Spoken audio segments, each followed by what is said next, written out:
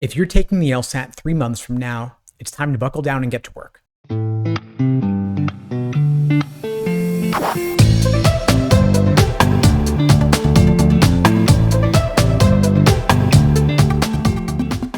Hey, what's up everybody? Steve Schwartz here from LSAT Unplugged, joining you today to share your 3-month LSAT study plan. Before I get into it, a little bit about LSAT Unplugged. We offer live online classes via Zoom, on-demand video courses, small group coaching, and one-on-one coaching. Check out the links below this video to find out more and to book a call with me and my team. We'd love to help you out. So the reason I'm making this video is that I know that a lot of you are taking the LSAT about 3 months from now, and you're looking for guidance in putting together your LSAT study plan. Now, LSAT study plans typically have 3 major phases: accuracy, pacing, and endurance. So you could simply lay it out: month 1 is accuracy, month 2 is pacing, and month 3 is endurance.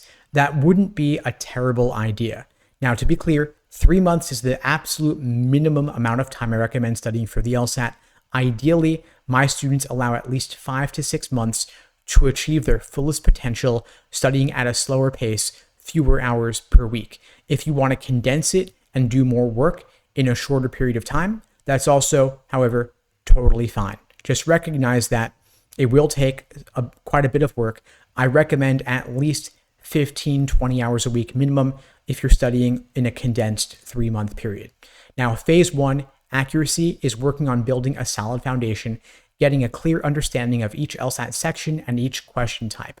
So you have, of course, logic games with ordering games and grouping games. You have logical reasoning with roughly 15 different types of questions, including strengthen, weaken, flaw, must be true, and so on.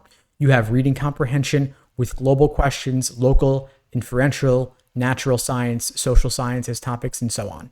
So you take that first month just to get the basics down, your LSAT 101. This may include reading LSAT textbooks or watching course lesson videos, attending live classes, and such. Then phase 2 is going to be working on your pacing, doing timed sections to figure out how to allocate your time over the course of the standard 35-minute section. It may be more time for those of you who have accommodations, but standard LSAT timing is just 35 minutes per section. You want to get to the point where you're comfortably finishing the section with ideally a few minutes to spare. You don't want to be running out of time towards the end. And then, of course, phase 3 is endurance, doing full-length timed practice tests where you're doing 2 sections, 10-minute break, another 2 sections, and that's it.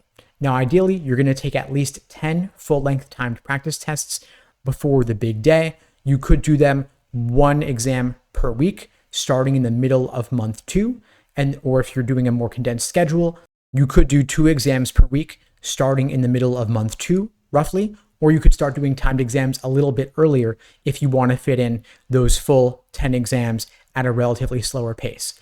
I don't recommend starting to do timed exams too early in your prep, however, because it can be discouraging to get low practice test scores when you haven't even given yourself the chance to learn the basics yet. And this is part of why I recommend ideally allowing a slightly longer time frame than 3 months in order to more comfortably fit in all the work involved doing timed sections and doing full-length exams.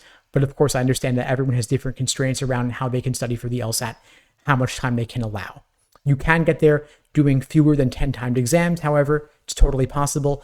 But if you want to achieve the best results, you may want to do 2 timed exams a week in a shorter period as you get into the middle of month 2 or the beginning of month 3, so that test day ideally feels like just another practice run. So there you have it, folks, the 3-month LSAT study plan. I'm happy to address follow-up questions, of course. I'll make more videos covering this material. But in the meantime, any questions, drop them in the comments.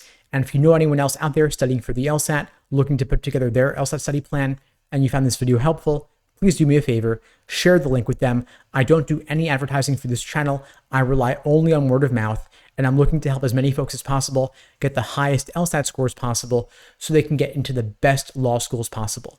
That's all for now, folks. In the meantime, I wish you all the best and take care.